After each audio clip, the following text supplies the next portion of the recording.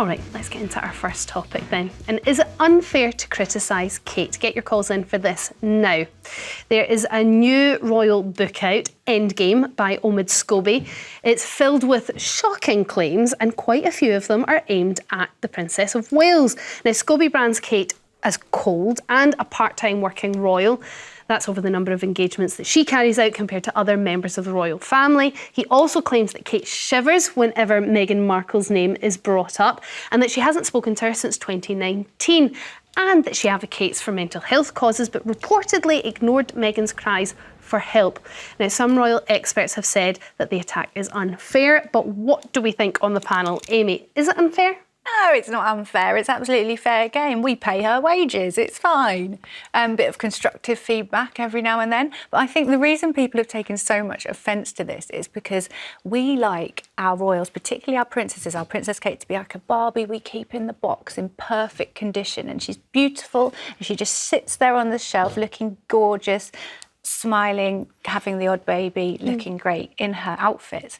But then when we take her out of the box and we start to actually look a bit beyond that and at her real humanity and what she might really be like, as opposed to this completely polished, curated version, which is a great PR job by the royals, because she does have this flawless image, but of course it is curated. It's not a real person, is it? So once we scratch beneath the surface, what is the real Kate? But I don't find these that damning, do you? This is madness. She's cold for people she doesn't like. This is so unfair. Wilfred, tell us what you think. No, hold on a minute. But how do you know what this person is like? Well, I think that's the point I'm making. We know very little about her. And so we should. I mean, there is a private person and there is a public person. I think if there's one thing that people need to learn, and I think the existing king and Camilla has demonstrated this. You've got to live the life that you want as a person, and don't feel as though you're the property of the public to tell you how you should be, what you think about them. It's irrelevant. Everything is so stage managed, from the blow dry to the perfect but it has outfit. to be. It has to be. And my view is this, is that we have to accept that actually the royal family is a bit of an industry. You know, these people are making a serious lot of money to try and find some nugget of information that might be correct, that may be made up. It's craziness. So what I would say to Kate, ignore all the nice things they say to you, ignore all the bad things they say to you. The most important thing is to be yourself. Lots of people are there making tons and tons of money out of this. Wilfred, I want to get to the bottom of this question, though, because I want to bring in somebody else. But do you think this criticism is unfair? I don't care whether it's unfair.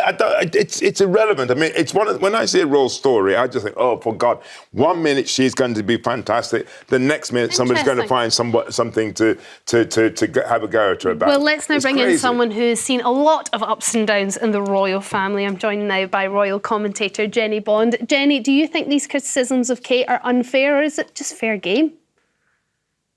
Well, I think Omid Scobie is perfectly allowed to express his opinion, but it would be helpful if the opinion was based on some fact. And I don't think there are many facts in this book. And what I think is particularly nasty, and I do think it's a nasty, snide book from what I've read of it, are his remarks about Catherine, saying that her achievements are small, belittling her work in the way that he has, suggesting that the bar by us, the public, presumably he means, has been set so low that anything she does, we all go, wow. Well, that's ridiculous, isn't it? And her achievements are many. They are not small, they are big. And I point you to her early years development, for example, where she's made such a difference and made us all aware that those first years between 1 and 5 are absolutely vital. She's focused on certain campaigns, that mental health and bullying, and she's making a real difference. So I think it is very destructive, not as Amy suggests, constructive, to criticise in that way. Well, I suppose there's an argument to say that everybody is allowed an opinion, and some people may feel that Kate Middleton is cold.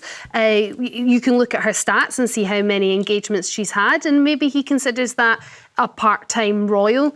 Are these actually criticisms, or maybe they're just his opinion and he's entitled to them? Well, I think it's actually wonderful that Catherine has decided to spend a bit more time with her children than perhaps one might expect. Good for her. That's what her research and her belief is, that the children need her as much as possible. I don't see Meghan leaving her children to go out to work every day. So I'm absolutely up for Catherine in these first years of her children's lives, taking a little bit of time out. But she also is very prominent in her work. So I'm afraid that Omid Scobie's claims just do not stand up, and they're deeply unpleasant and deeply personal, in just the same way as he criticised the fact that he believed that Meghan was badly treated, unfairly treated by the royal family, and by the press she probably was. By the royal family, I don't think so. Well, now he's dishing out the same dirt. Double standards, I think. Well, interesting you say double standards. I'm just wondering how you feel about the treatment of Kate towards other royals. I mean, Charles has been targeted, Camilla has been targeted, William has been targeted in the past by Harry and Meghan, by Omid Scobie, by many, many people. Kate is very rarely targeted. Why is that? Because I don't think there's much to criticise about her. I think she is the perfect princess. I think she is discreet. She's grown into her role. She's been within the bounds of the royal family now for about 20 years. She knows what she's doing. And even Omid Scobie, he launches almost as a criticism, saying she's comfortable in her role. Well, yes, she is. She is, and she's damned good at it too, and that's why she doesn't merit much criticism. Isn't it funny that some people's comment could be a criticism to one and a compliment to the other? But I just want to look at sort of the contrast between language that is used towards Kate and the reaction towards it, and then the language that is used towards Meghan in the past. I mean, look at what Jeremy Clarkson wrote about Meghan Markle in the Sun newspaper. I don't think many people have forgotten about this. I am unable to sleep, he says, as I lie there grinding my teeth and dreaming of the day when she is made to parade naked through the streets of every town in Britain while crowds chant shame and throw lumps of excrement at her. He did since apologise for writing that, but he felt emboldened enough to write it, and the Sun felt emboldened enough to publish that. Would they ever write something like that about Kate? I mean, what was it based on when it came to Meghan? It might be. You see, that's the trouble. That's the trouble, is that things turn.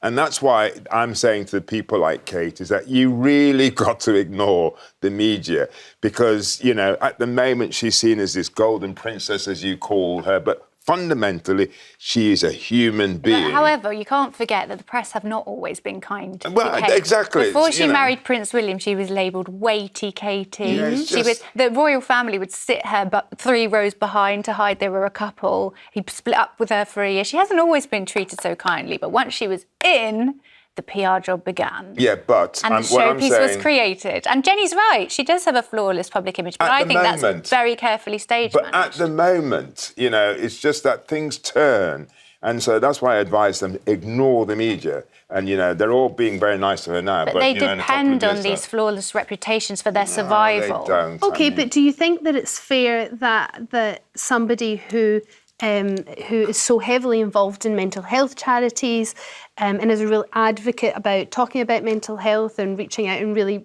sort of publicising that, has a family member who has quite serious mental health issues, whether they were acute or long-term, and she has been accused of ignoring that? That's quite a pointed criticism. Well, I mean, look, this is this war between sort of Meghan and sort of Katie, and all I know is that this guy's doing pretty well out of the publicity for his book. Omid Scobie, yes. Yeah, and I just think, look, you know, what they have to do is that they've got to find some sort of conflict to get everybody interested in having this sort of discussion.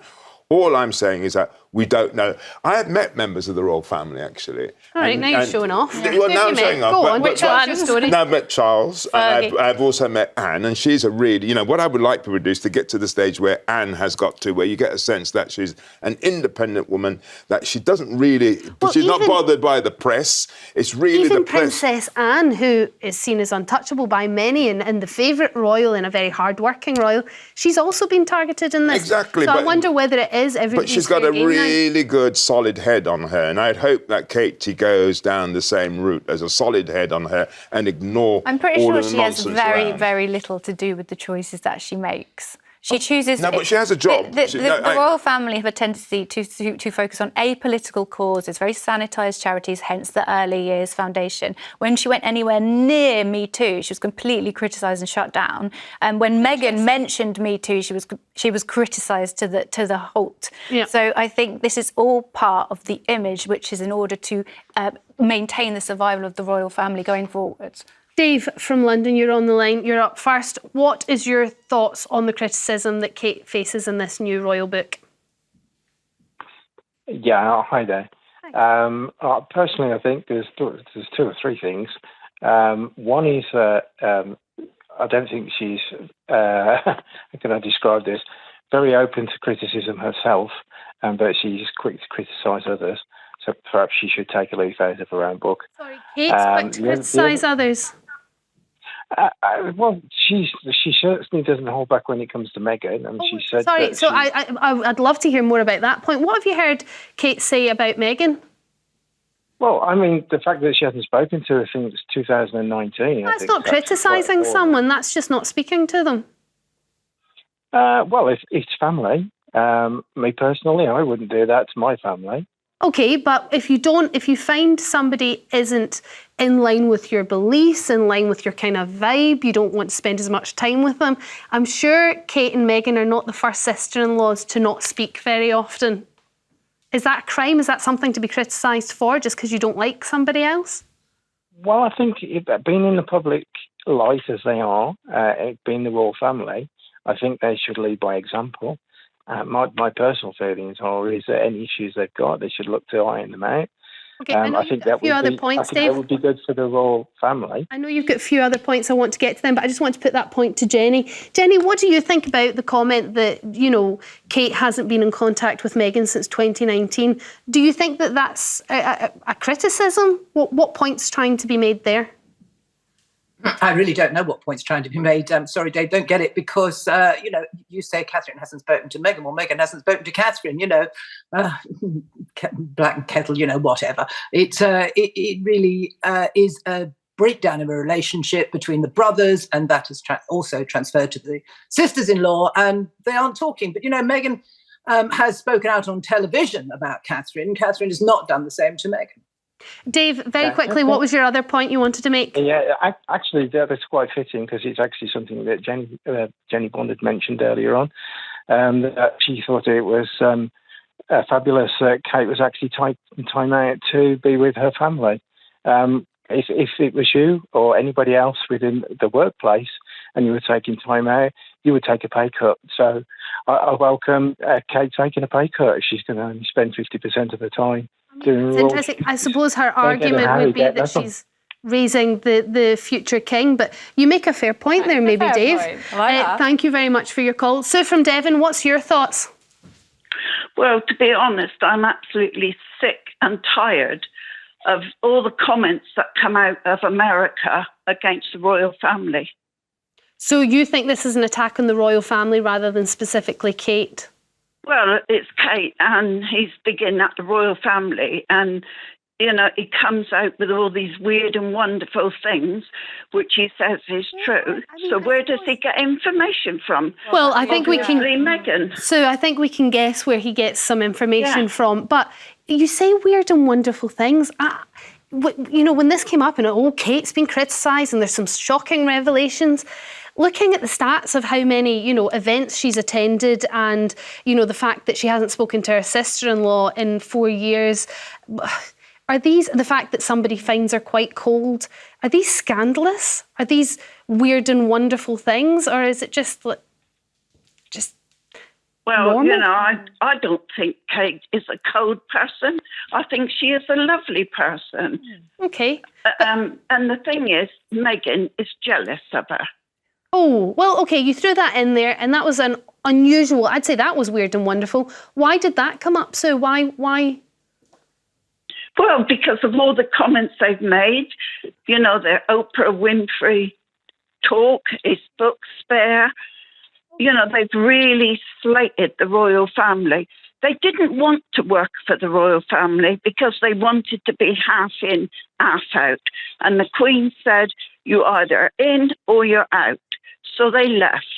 And then the next thing they're saying they're being kicked out because they couldn't do what they wanted. All of those things might be true, but that doesn't suggest that she'd be jealous of Kate. I mean, if anything, she doesn't want to be part of the royal family, so Kate's life is not something that she would want. It's interesting, though, that the point the caller makes, because I think we can all appreciate that this is perhaps it's an attack by proxy from the Sussexes, and that's why these comments hit home, because you can see the fallout of two brothers, and that's what's ultimately very sad, because we all grew up seeing Kate, particularly after Diana's death, William and Harry as these two strong brothers together, and I think it's the faction between them. The tragedy with Diana made the public feel far more connected and protective over the brothers. So this has been heartbreaking for the nation.